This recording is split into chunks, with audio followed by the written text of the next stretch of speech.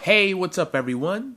Comic-Con is here once again, and Funko has revealed day one of their exclusive Funko Pops for 2020. Now these won't be available until July 19th, and even that may change, who knows, but as of now it's July 19th, and we still don't know which stores will get them, what will be online only. We can just kind of guess, and I'm thinking whatever's open right now, like say Target, will get some, maybe GameStop, but as far as Hot Topic, which are mostly in malls, which are closed, at least in my area still, those will probably be only online. But who knows, it's 3 weeks away, so things are going to change, things are going to be revealed.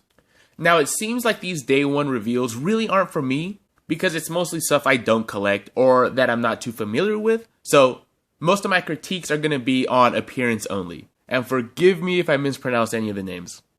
They've already released the San Diego Comic-Con mascot, so these aren't too exciting to me. I mean, if I didn't already have one, I might want to get that superhero one on top, but to me it's not really worth having both. Still, it's a pretty cool design.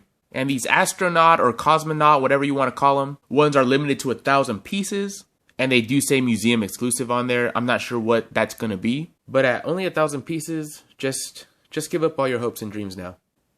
Now, I did live in San Diego for over a decade, and I absolutely loved it. And one of the things I do associate with my time in San Diego is those late night Jack-in-a-Box runs for those shitty tacos, dollar-ass chicken sandwiches, jalapeno poppers, and all that junk that me and my friends used to love after a long day at the beach and developing some munchies.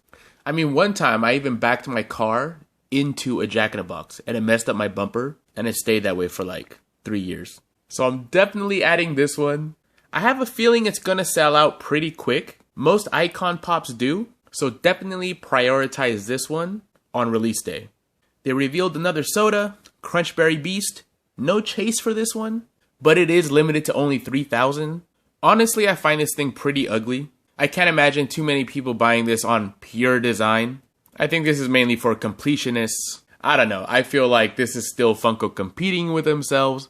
Funko Pops are kind of the thing right now. Funko is definitely not going to come out with another collectible that's going to make everybody forget about Funko Pops right now. In fact, the thing that's going to dethrone Funko Pops is going to be from a completely different company. So I just feel like Funko should just focus on Funko Pops. Or products that are completely different than small vinyl figurines. Like, to me, it makes me think of Taco Bell wanting to diversify, so they go out and buy a Del Taco.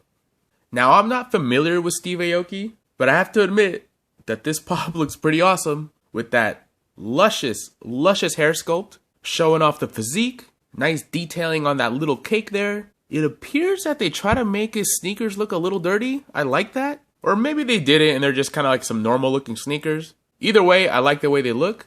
And the box for this pop is pretty awesome. So yeah, even though I'm not familiar with this one, I kind of like it. I'm not going to get it, but I like it. They're making another Fortnite character. I couldn't care less. I didn't even know Fortnite was still a thing, really. That said, he does have an interesting design to it. I'm kind of curious to see the finished product because it does look like that head is floating on the inside of another clear bubble. It's probably just going to have a clear little peg, but it'll be interesting to see how this turns out. It looks like it maybe should be glow in the dark. If you're familiar with the game, let me know if this character does glow in the game. But yeah, interesting kind of look to it, just not from a property that I'm too interested in myself. Now, Pokemon, I never collected, I never played, but through cultural osmosis, I'm familiar with it. And there are a lot of Pokemon that I never realized were fuzzy. Well, according to Funko. Like this Mewtwo always looked like, I don't know, like a lizard or, I don't know, some kind of creature that wouldn't have fur on it. But I guess, it's in the name Mewtwo, so I guess it is kind of like a cat creature. I never really put two and two together.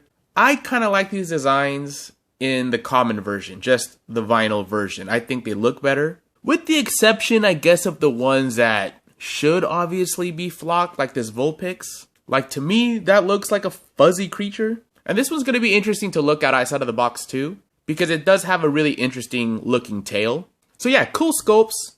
I wonder if Pokemon fans would prefer this Mewtwo like maybe in a metallic. I don't know, it seems like a metallic would be cooler than a flocked for this character. And from My Hero Academia, I always feel like an a-hole pronouncing these names. Bakugu? Bakugu? I don't know, but he looks pretty cool. I like how dynamic it looks. That bright orange with the black really makes this pop stand out. It looks like it does have some translucent pieces around the base and around the hands. So yeah, this guy looks cool. I imagine it's going to be really popular, but it depends if they're going to make just a shit ton of these, which I think they will. So it'll be popular, but I can't imagine it going up too much in price because I feel they're just going to make a lot of these.